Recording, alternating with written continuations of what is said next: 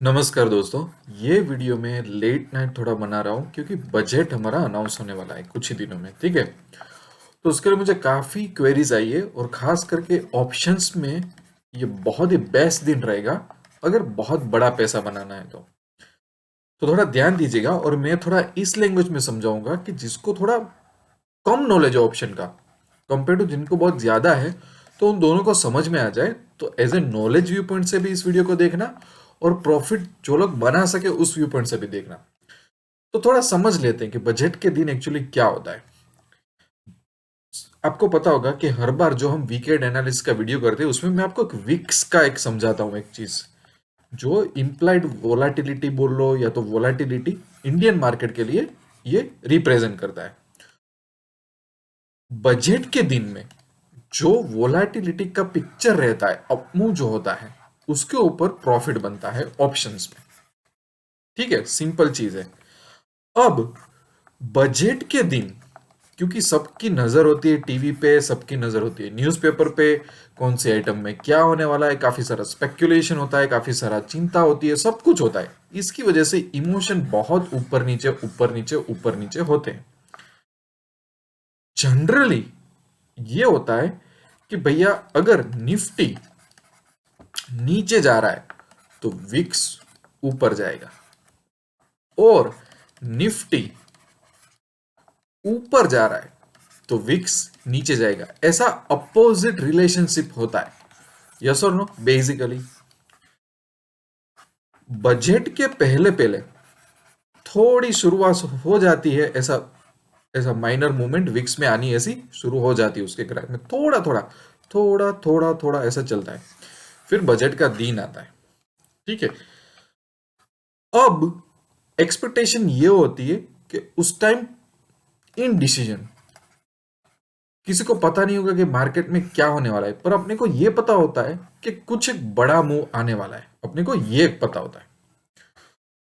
तो यहां पे सबसे ज्यादा फायदा यह होता है कि क्योंकि विक्स यहां पे हाई रहेगी, क्योंकि बजट में एक्चुअली क्या होता है, बजट के आसपास उस टाइम पे अगर निफ्टी नीचे जाए तो भी विक्स ऊपर, और निफ्टी ऊपर जाए तो भी विक्स ऊपर, ऐसा कुछ हाल हो जाता है।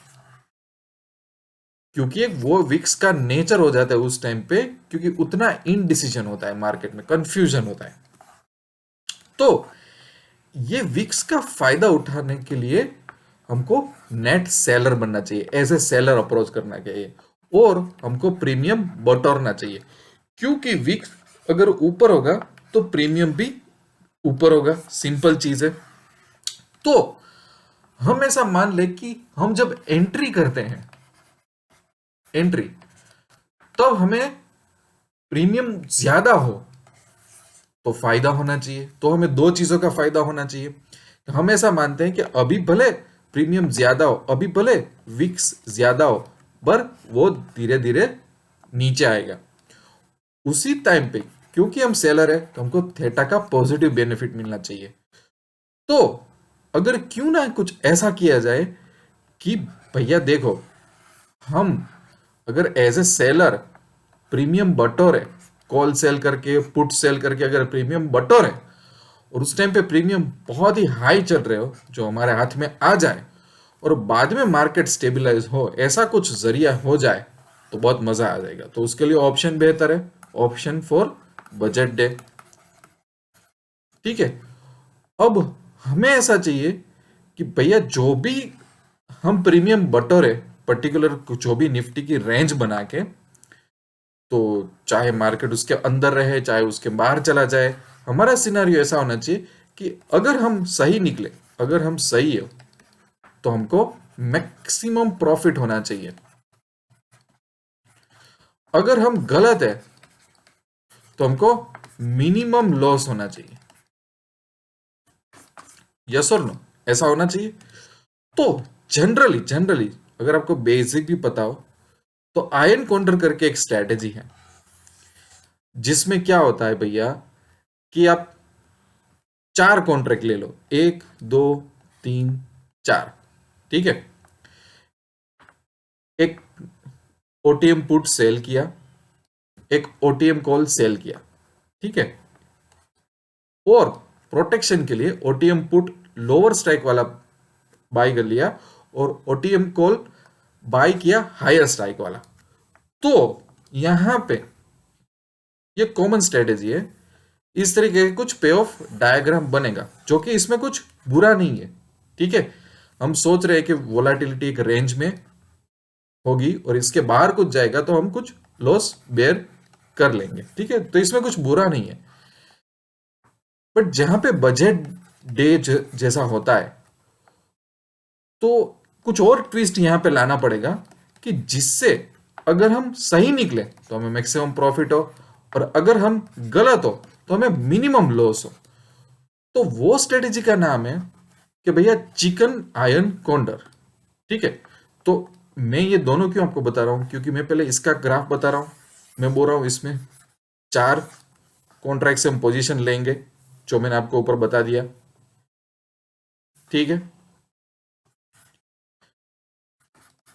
सेल करेंगे ओटीएम, ओटीएम सीई पीई और उसको लोअर स्ट्राइक और हायर स्ट्राइक बाय करके कॉल और पुट को अपने प्रोटेक्शन करेंगे। ठीक है, अब इसमें क्या होगा, आयन काउंटर में एक प्रॉब्लम क्या है कि जब हमको लॉस होगा तब हमको थोड़ा ज्यादा लॉस हो रहा है यहाँ पे। उससे बचने के लिए ये स्ट्रेटेजी बनाई है जिसको आयन काउंटर बोलते हैं। अब इसका पैराग्राफ दो देख लो, थोड़ा चेंज हो नजर आ रहा है इसके, सिर्फ अभी मैं इसमें ही समझा रहा हूं। थोड़ा यहाँ पे आपको दिखेगा चेंज हुआ है। ठीक है, तो अल्टीमेटली इसमें हुआ क्या है, मैंने किस तरह से स्ट्रेटेजी बनाई है। चिकन आयन काउंटर भी काफी लोग जानते ही होंगे इसका नाम। ये ऐसा नहीं कि पैसा तो बनेगा ने बनाई है, और मैं आपको ये यहाँ पे पोजीशन लेके आपको समझा रहा हूं। अभी निफ्टी जैसे चल रहा है 13,800 के आसपास, तो वो मैंने एग्जाम्पल लिया हुआ है। ठीक है, अब हम बजट के टाइम कौन सी एक्सपायरी चुनेंगे, सबसे अच्छी और सबसे बेस्ट रहेगी कौन सी, 4 फरवरी के लिए। उसमें से सब कुछ चूज करना पड़ेगा हमको। ठीक है, तो किस तरह से कॉन्ट्रैक्ट डाले हुए वो देख लेते हैं। सबसे पहले अब यहां पे एग्जांपल मैंने लिया है कि अभी निफ्टी चल रहा है 13,800, उस हिसाब से मैं सब पोजीशन ले रहा हूं। ठीक है, आज के दिन के हिसाब से आपको वो मानना है कि जब बजट चल रहा है उस टाइम पे आपको एडजस्ट कर लेना है। तो 14,500 का एक कॉल मैंने सेल कर दिया, 14,400 का एक कॉल मैंने सेल कर दिया और 14,300 का एक कॉल मैंने बाई किया। यहां पे पुट की साइड 13,100 का एक पुट सेल कर दिया, 13,200 का एक पुट सेल कर दिया और 13,300 का एक पुट बाई कर लिया। यहां पे भी बाइंग हो रहा है पर थोड़ा इन द मनी हो रहा है। तो अल्टीमेटली हुआ क्या, दोनों का अगर मुझे डिफरेंस निकालना हो तो मैं ये कह सकता हूं कि रेगुलर आयन काउंटर में हम ओटीएम कॉल और पुट को सेल करते थे और बाद में फर्दर ओटीएम कॉल और पुट को बाय कर लेते अपनी पोजीशन को प्रोटेक्ट करने के लिए और रेंज बाउंड मूवमेंट में जीत हासिल करने के लिए। चिकन आयन काउंटर में अपने सेल कर रहे OTM call and ATM put और उसको हेज कर रहे थोड़ा इन द मनी हाके। तो प्रोटेक्शन हमें इनसाइड से मिल रहा है, इनसाइड से पोजीशन मिल रहा है। तो जब भी बिग मूवमेंट होगी तो उसका फायदा हमको मिलेगा। बस वही एक मेजर यहां पे एक डिफरेंस है जिसको बोलता है चिकन आयन काउंटर। तो अगर आप नीचे अगर तो इसका ग्राफ देख लो आप, तो ये ब्लू लाइन है, ब्लू वो इंट्राडे, जो लोग इंट्राडे करेंगे वो है। बाकी इसमें प्रॉफिट और प्रोबेबिलिटी करीबन 84% जितनी है। और इसकी आप रेंज देख लो आप कि ब्रेक इवन किस तरह से होगा, 12,973 से लेके 14,627। तो करीबन करीबन करीबन करीबन कुछ 1600 पॉइंट के आसपास ओवरऑल रेंज हमारी बनती है इसके बेस पे, जो कैलकुलेशन निकला उसके बेस पे। ठीक है, दूसरा इसमें एक और चीज देखने लायक ये होगी कि गिक्स में अगर जाओगे तो अगर थीटा देखोगे और वेगा देखोगे तो यहां पे हम शॉर्ट है वेगा में और यहां पे हम लॉन्ग है थीटा में। बस यही हमको चाहिए था। और देखो ये जो ओवरऑल मैं नीचे सब कुछ बता रहा हूं ना, ये फिगर्स हैं कि अपने एक्सपायरी तक पोजीशन होल्ड कर रहे हैं। ठीक है, और ये जो ग्राफ है वो भी वही बता रहा है सिवाय के ब्लू लाइन को छोड़ के। तो जो लोग इंट्राडे में भी प्रॉफिट होगा बड़ी मूवमेंट आएगी, वोलेटिलिटी स्टेबिलिटी होगी, प्रॉफिट होगा। जिनके पास थोड़ा अच्छा मार्जिन है तो वो खींच सकते हैं एक्सपायरी तक एक बड़ा मुनाफा चूज करने के लिए भी। तो ये एक पूरा एस्टेब्लिशमेंट हुआ कि बजट आ रहा है, मार्केट कोई साइड एक ब्रेक होने वाला है, हम कैसे अपनी एक रेंज एस्टेब्लिश कर सकते हैं, उस रेंज को में कैसे हम मैक्सिमम प्रॉफिट हासिल करना चाहते हैं, मार्केट उसके बाद चला गया तो कैसे हम मिनिमम लॉस से हम बच सकते हैं। तो इसके लिए बहुत ही जो लोग प्रोफेशनल ट्रेडर, देखो जो लोग जितने भी प्रोफेशनल ट्रेडर है वो जानते ही होंगे कि चिकन आयन कॉन्डर से अच्छी कोई स्ट्रेटेजी हो नहीं सकती, स्पेशली कि जो रिस्क था उसमें ये रिस्क बहुत ही कम हो गया है। तो अगर आपको ये स्ट्रेटेजी नहीं आती तो नॉलेज के लिए भी ये वीडियो देख लेना। दूसरा ये है कि अगर इंप्लीमेंट कर सको तो करना, टेस्टिंग के लिए भी इंप्लीमेंट करना, आपको बहुत मजा आएगा। जिस तरह से मार्केट में वोलेटिलिटी आएगी, जिस तरह से आपका प्रॉफिट लॉस होगा आपके ब्रोकर के अकाउंट में फटाफट जो अपडेट होगा, वो भी मजा आएगा आपको। ठीक है, तो बस यहां पे मैं वीडियो एंड करता हूं। चैनल को सब्सक्राइब कर देना। मेजर इवेंट में मैं आशीष करता रहूंगा। जनरली चिकन आयन काउंटर तब अप्लाई करते हैं कि जब हम एंट्री करें तब वोलेटिलिटी बहुत हाई हो और बाद में हम सोचते हैं कि भाई ये स्टेबलाइज होगी और उसी टाइम के हमको थीटा का बेनिफिट मिलेगा। ठीक है, तो इसको बोलते हैं शॉर्ट वेगा और लॉन्ग थीटा, और ये डेल्टा न्यूट्रल स्ट्रेटेजी बोली जाती है। ठीक है दोस्तों, सो आई होप कि इतना क्लियर हो चुका होगा। मिलते हैं दूसरे वीडियो में, तब तक के लिए wish you lots of love and happiness. Thank you very much.